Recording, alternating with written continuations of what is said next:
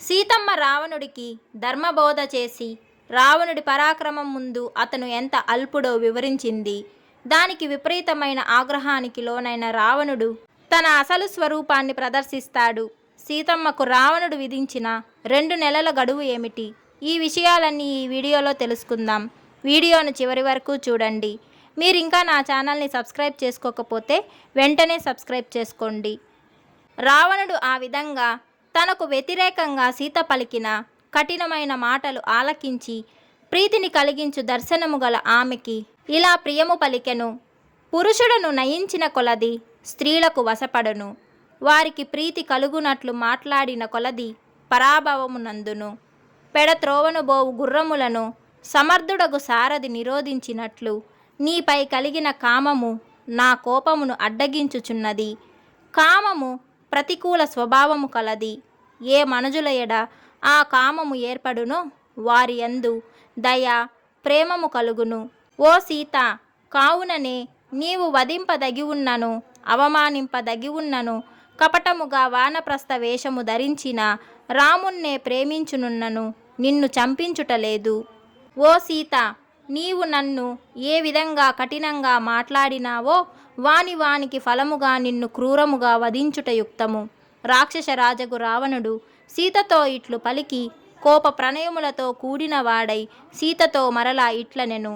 సుందరి, నేను నీకిచ్చిన గడువు 12 నెలలలో ఇంకా 2 నెలలే కాపాడవలసి ఉన్నది. కావున ఇప్పుడైనా నాతో శయనముపై పరుండుము. ఈ 2 నెలల గడువగా నన్ను భర్తగా ఇష్టపడని నిన్ను చంపిన ప్రాతకాలపు భోజనముకై వంటగదిలో వండుటకు ఉపక్రమింతురు. రాక్షస రాజగు రావణుడు అట్లా సీతను భయపెట్టుచుండగా దేవకన్యలు గంధర్వ కన్యలను కన్నుల నుండి నీరుగార్చుచు విషాదము నొందిరి. దుఃఖముచే ఏర్పడిన పెదవుల చలనముపై కొందరు, ముఖ వికారములచే కొందరు, నేత్ర భంగిమలచే కొందరు ఆ రాక్షసుడు భయపెట్టిన సీతను ఓదార్చిరి. వారలా ఓదార్చుచుండగా సీత పాతివ్రత్య బలగర్వితమగు రాక్షస రాజగు రావణునితో తనకు మేలగు విధముగా ఇలా అనెను. నీ మేలు కోరి నిన్ని నింద్యమగు పని చేయవలదని నివారించువారే లేరా? దేవేంద్రునకు సచీదేవి వలె ధర్మాత్ముడగు రావణునకు భార్యనైన నన్ను ముల్లోకములలో నీవు తప్ప వేరెవ్వరూ మదిలోనైనా కామింతురు. ఓ తుష్ట రాక్షసుడా, అమిత పరాక్రమశాలి రావణుని భార్యనగు నాతో పలికిన పాపపు మాటలకు ఫలము అనుభవింపక నీవెక్కడికి పోవుదవో తప్పించుకొనెదవో చూచెదను. అడవిలో యుద్ధము చేయు తలంపుతో మదపు టేనుగు కుందేలు తలపడిన ఎట్లుండునో మీ ఇరువురికిను సమానముగా అట్లుండును. అందు మదగజము వంటి వాడు రాముడు, నీచుడువగు నీవు కుందేలు వంటి వాడువు. అట్టి నికృష్టుడవగు నీవు ఇక్ష్వాకు నాదుడగు నా పతిని మాయా మృగ వ్యాజముతో దూరము కొనిపోయి సిగ్గుపడవైతివి. నీవింకను నా కంటబడలేదు గదా. అనార్యుడా, నన్ను చూచుచున్న నీ క్రూరములు పిల్లి కళ్ళవలే గోరోజన వర్ణములు కలవి. వికృతములు అయిన నీ కన్నులేల నేల రాలవు. పాపాత్ముడా, ధర్మాత్ముడగు రాముని భార్యను దశరథుని కోడలినగు నన్నీ విధముగా పలుకుచుంటివే. నీ నాలుక వ్రయ్యములు కానున్నదేమి? రావణ, నిన్ను శపించుటకు రామాజ్ఞ లేనందువల్లన పాతివ్రత్యమును తపస్సు చేయుచుండుట వల్లన నిన్ను భస్మము చేయవలి ఉన్నను చేయకున్నాను. ధీమంతుడగు రాముని భార్యనగు నేను నీకు హరింప సఖ్యము కాను. దైవము నీ చావు కొరకే నీచే ఇట్టి యకృత్యము చేయించదలిచెను. ఇందు సంశయము లేదు. నీవు సూర్యుడవు, కుబేరుని సోదరుడవు, సేనా సమన్వితుడవు కదా. రాముని దూరము పంపి ఆయన భార్యనగు నన్నేల దొంగిలించి తెచ్చితివి. సీత పలికిన కఠినోక్తులు విని రావణుడు క్రూరములగు కన్నులు గిరగిర తిప్పుచు సీతను చూచెను.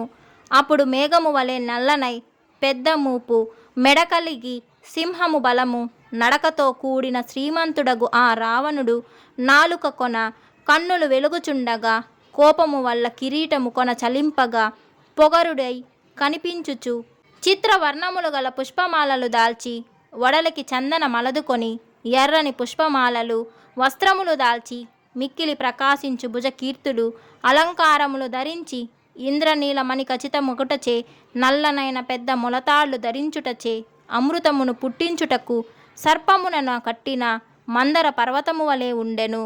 పర్వతాకారుడకు ఆ రాక్షసరాజు పరిపూర్ణములైన భుజములచే శిఖరములచే మందర పర్వతము వలె మిక్కిలి ప్రకాశించెను.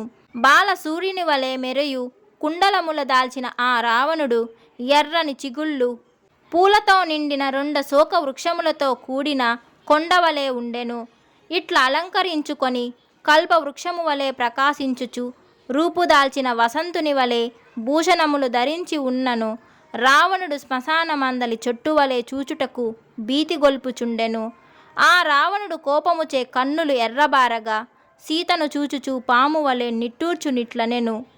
నీతిమాలిన దరిద్రుడైన వాని నంటి పెట్టుకొనినదానా, సూర్యుడు ప్రాతఃసంధ్యను వలె నేనిప్పుడే నా తేజముతో నాశనము చేయుదును అని ఆ రావణుడు ఒంటి కంటిది, ఒంటి చెవిది, చేట చెవులతో తలను కప్పుకొనినది, ఆవు చెవులు గలది, ఏనుగు చెవులు కలది, వ్రేలాడు చెవులు గలది, చెవులు లేనిది, ఏనుగు కాళ్ళది, గుర్రపు కాళ్ళది, ఆవు కాళ్ళది, పాదములందు వెంట్రుకల కలది, ఒంటి కంటిది, ఒంటి కాళ్ళది, పెద్ద కాళ్ళు కలది, కాళ్ళు లేనిది, పెద్ద తల, మెడకలది, పెద్ద కుచుములు, కడుపు కలది, పెద్ద ముఖము, కండ్లు కలది, పెద్ద నాలుక కలది, నాలుకయే లేనిది, ముక్కు లేనిది, సింహ ముఖము వంటి ముఖము కలది, గోముఖము వంటి ముఖము కలది, పంది ముఖము వంటి ముఖము కలది అగు భయంకర రూపము గల రాక్షసాంగనలకిట్లో ఆజ్ఞాపించెను. మీరందరూ కలిసి ఈమెకు ప్రతికూలమగునో అనుకూలమగునో ఆచరించి సామదాన భేదోపాయములచే లేదా తుదకు దండోపాయముచే శీఘ్రమే నాకు ఈమెను వశమగునట్లు చేయుడు అని ఆ రాక్షసరాజు రావణుడు మాటిమాటికి వారిను ఆజ్ఞాపించి కామము కోపములతో నిండిన వాడై సీతను బెదిరించెను. అప్పుడు ధ్యానమాలిని అను రాక్షసి శీఘ్రమే వచ్చి రావణుని కౌగిలించుకొని ఇట్లనెను, ఓ మహారాజా, నాతో క్రీడింపుము. రాక్షసేశ్వర, కాంతి తప్పిన శరీరము కలది, దీనురాలు, మానవ స్త్రీ అగు సీతతో నీకేలా? మహారాజా, దేవశ్రేష్ఠుడగు విధాత దివ్యములు నీ బాహుబలముతో సంపాదించినవి అగు వివిధ భోగములు ఈమెకు కనుభవింప యోగ్యములుగా విధించయుండుటలేదు. తన్ను ప్రేమించని స్త్రీని కామించు వాని దేహము తాపమునే పొందును. తన్ను ప్రేమించు వనితను కామించు వానికి మిక్కిలి ప్రీతి చేకూరును అని ధ్యానమాలిని పలికి అతనిని లేవనెత్తగా బలిష్ఠుడు మేఘముల వలె నల్లనివాడు అగు ఆ రాక్షసుడు లేచి నవ్వుచూ మరలెను. అట్లు బయలుదేరిన రావణుడు భూమి అదురునట్లు అడుగులు వేయుచు సూర్యుని వలె ప్రకాశముతో ఒప్పు తన భవనమున ప్రవేశించెను.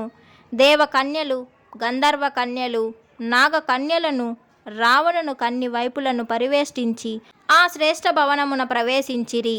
ఆ విధముగా ధర్మనిష్ట కలది భయముతో వణుకుచున్నదగు సీతను భయపెట్టి ఆమెను విడిచి కామ పీడితుడగు రావణుడు ప్రకాశించుచున్న తన భవనమున ప్రవేశించెను.